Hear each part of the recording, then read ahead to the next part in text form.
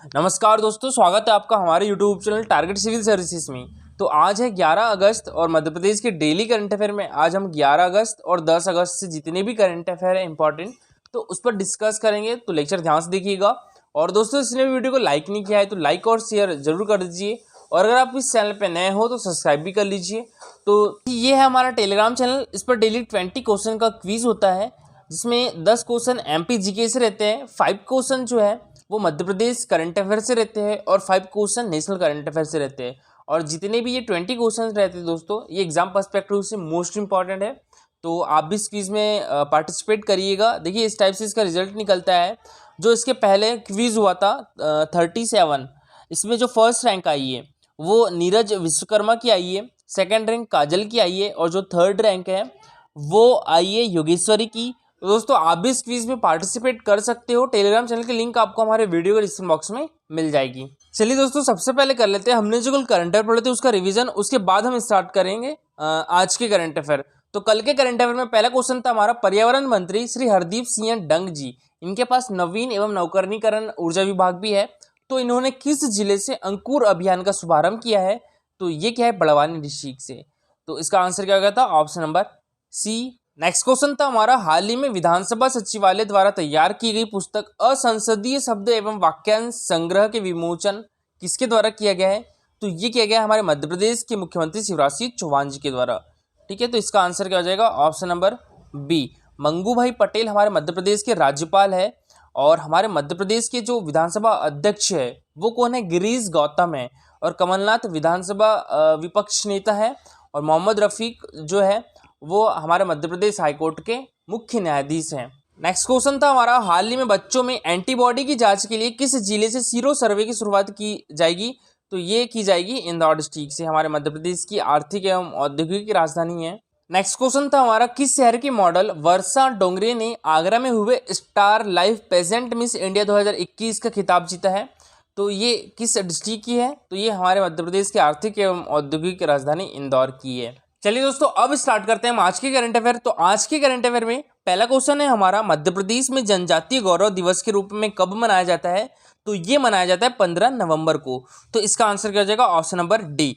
अच्छा, हमारे मध्य प्रदेश के जो प्रमुख दिवस है उसमें 11 मई को क्या मनाया जाता है, जनसंख्या नियंत्रण दिवस। और जो वर्ल्ड पॉपुलेशन डे है वो कब मनाया जाता है, वो 11 जुलाई को मनाया जाता है। और 18 जून को हमारे मध्य प्रदेश में महिला सशक्तिकरण दिवस मनाया जाता है। और 1 नवंबर को क्या मनाया जाता है, हमारे मध्य प्रदेश का स्थापना दिवस है। और 15 नवंबर को क्या मनाया जाता है, जनजातीय गौरव दिवस हमारे मध्य प्रदेश में। और अभी हाल ही में 9 अगस्त को विश्व आदिवासी दिवस मनाया गया था। तो देखिए जनसंख्या नियंत्रण दिवस 11 मई को मनाया जाता है, हमारे मध्य प्रदेश के ये प्रमुख दिवस है। महिला सशक्तिकरण दिवस 18 जून को मनाया जाता है और लोक सेवा प्रदाय दिवस 25 सितंबर को मनाया जाता है।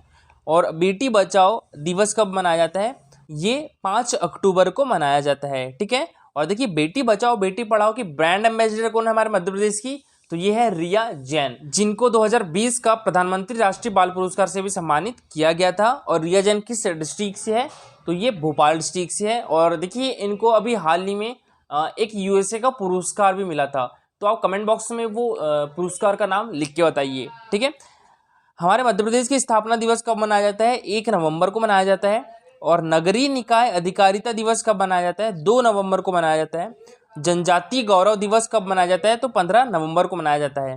तो देखिए मुख्यमंत्री शिवराज सिंह चौहान जी ने कहा है कि हमारे मध्य प्रदेश में 15 नवंबर को जनजातीय गौरव दिवस के रूप में मनाया जाएगा और इस दिन शासकीय अवकाश रहेगा और पूरे प्रदेश में जनजातीय संस्कृति, परंपरा और जीवन मूल्यों, रोजगार और अर्थव्यवस्था के लिए विशेष अभियान भी चलाया जाएगा। नेक्स्ट क्वेश्चन है हमारा, हाल ही में राष्ट्रपति सम्मान प्राप्त करने वाले मध्य प्रदेश के किस वरिष्ठ नागरिक को सम्मानित किया गया है? तो किसको सम्मानित किया गया है?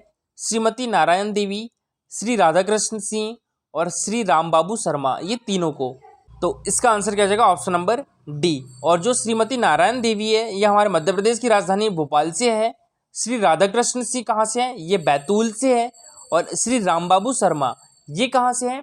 तो ये ग्वालियर डिस्ट्रिक्ट से है। अच्छा, इनको किसने सम्मानित किया है अभी? तो हमारे मध्य प्रदेश के चिकित्सा शिक्षा मंत्री विश्वास सारंग जी ने। तो देखिए भारत छोड़ो आंदोलन, देखिए भारत छोड़ो आंदोलन कब हुआ था? ये 8 अगस्त 1942 को हुआ था। देखिए दोस्तों 8 अगस्त को हम भारत छोड़ो आंदोलन दिवस मनाते हैं और अभी 8 अगस्त 2021 को भारत छोड़ो आंदोलन के 79 वर्ष पूरे भी हो गए हैं और इसको हम अगस्त क्रांति के नाम से भी जानते हैं। गांधी जी ने ऐतिहासिक ग्वालियर टैंक मैदान में दिए गए अपने भाषण में करो या मरो का नारा दिया था। ठीक है, करो या मरो का नारा किसके द्वारा दिया गया था? तो ये गांधी जी के द्वारा दिया गया था। अरुणा आसफ अली को स्वतंत्रता आंदोलन में ग्रैंड ओल्ड लेडी के रूप में जाना जाता है। किसे? अरुणा आसफ अली को स्वतंत्रता आंदोलन में ग्रैंड ओल्ड लेडी के रूप में भी जाना जाता है, जिन्हें भारत छोड़ो आंदोलन के दौरान मुंबई के ग्वालियर टैंक मैदान में भारतीय ध्वज फहराने के लिए जाना जाता है। अरुणा आसफ अली इनका नाम याद रखिएगा। अच्छा, भारत छोड़ो का नारा यूसुफ मेहर अली द्वारा तैयार किया गया था। ये क्वेश्चन एमपीपीएससी 2018 में पूछा भी जा चुका है। बहुत से लोगों ने इसका आंसर महात्मा गांधी लगाया था, लेकिन तैयार किसके द्वारा किया गया है भारत छोड़ो नारा? ये यूसुफ मेहर अली, ठीक है, जो एक समाजवादी एवं ट्रेड यूनिवादी थे। इन्होंने मुंबई के मेयर के रूप में भी काम किया था और इनके द्वारा साइमन गो बैक का नारा भी तैयार किया गया था। तो देखिए भारत छोड़ो आंदोलन की वर्षगांठ पर एट होम कार्यक्रम के तहत स्वतंत्रता संग्राम सेनानियों को सम्मानित किया गया हमारे मध्य प्रदेश में और राष्ट्रपति सम्मान प्राप्त करने वाले हमारे मध्य प्रदेश के 3 वरिष्ठ नागरिक सम्मानित हुए हैं, जिसमें भोपाल में श्रीमती नारायण देवी, बैतूल में श्री राधाकृष्ण सिंह और ग्वालियर में श्री राम बाबू शर्मा को राष्ट्रपति सम्मान दिया गया और भोपाल की श्रीमती नारायणी बाई अग्रवाल को राष्ट्रपति द्वारा प्रेषित सम्मान चिकित्सा शिक्षा मंत्री श्री विश्वास सारंग ने एक समारोह में सौंपा और मंत्री श्री सारंग ने कहा है कि महिला सशक्तिकरण की जीती जागती मिसाल है और श्रीमती नारायणी देवी जिन्होंने स्वयं अंग्रेजों के खिलाफ आगे बढ़कर लड़ाई की थी। इस क्वेश्चन है हमारा पर्यावरण और प्रकृति की रक्षा के लिए मैं हूं प्रकृति रक्षक अभियान का आयोजन किस जिले में किया जा रहा है? तो ये किया जा रहा है जबलपुर डिस्ट्रिक्ट में, हमारे मध्य प्रदेश की संस्कारधानी में। तो इसका आंसर क्या हो जाएगा? ऑप्शन नंबर सी, ठीक है, जबलपुर। जो कि पर्यावरण और प्रकृति की रक्षा के लिए वात्सल्य सेवा धाम और क्षेत्रीय सुविधा केंद्र मध्य क्षेत्र SFRI द्वारा 4 दिवसीय मैं हूं प्रकृति रक्षक अभियान का आयोजन किया जा रहा है और इसके तहत शहर के अनेक हिस्सों में 6000 पौधे का वितरण किया जाएगा, जिसे घर घर पहुंचकर प्रकृति रक्षक तैयार किए जाएंगे। वात्सल्य सेवा धाम के संस्थापक कौन है? अभिषेक सिंह राजपूत। तो इनके द्वारा बताया गया है कि 11 से 13 अगस्त तक की शहर के प्रमुख चौराहों पर पौधों का वितरण किया जाएगा। नेक्स्ट क्वेश्चन है हमारा, किस इंस्टीट्यूट ने लोक प्रशासन व सुशासन के लिए department of administrative reforms and public reforms के national centre for good governance के साथ एक MOU साइन किया है? तो ये हमारे मध्य प्रदेश के किस इंस्टीट्यूट के साथ किया है? तो ये IIM इंदौर के साथ किया है। तो इसका आंसर क्या जाएगा? ऑप्शन नंबर बी, ठीक है, IIM इंदौर। बात करें IIM इंदौर की तो इसकी फुल फॉर्म क्या होती है? Indian institute of management Indore. इसकी स्थापना कब हुई थी? तो इसकी स्थापना 1996 में हुई थी, यानी 1996 में हुई थी। और देखिए ये कहाँ पर है? तो ये इंदौर में है और इसके अभी जो डायरेक्टर है वो कौन है? प्रोफेसर हिमांशु राय है। और दोस्तों हमारे देश में एकमात्र ऐसा शहर जहाँ पर IIM और IIT दोनों है, वो कौन सा है? वो भी इंदौर है। तो बात करें यहाँ पर department of administrative reforms and public reforms की, देखिए इसकी स्थापना 1954 में हुई थी और ये गृह विभाग के अंतर्गत आता है और गृह विभाग के मंत्री कौन है? तो ये है अमित शाह। तो IIM इंदौर ने department of administrative reforms and public reforms के national centre for good governance के साथ एक MOU यानी मेमोरेंडम ऑफ अंडरस्टैंडिंग साइन किया है और सोमवार को IIM इंदौर के डायरेक्टर प्रोफेसर हिमांशु राय और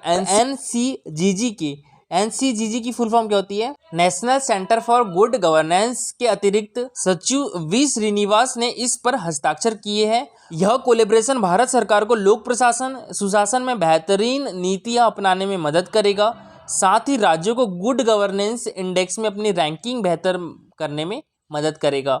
और प्रोफेसर हिमांशु राय जो कि IIM इंदौर के डायरेक्टर है, तो इनके द्वारा कहा गया है कि किसी भी राष्ट्र के सुशासन के 5 स्तंभ है, वहाँ के नागरिक, भौगोलिक भूमि, कानून, गवर्निंग सिस्टम और संसाधन।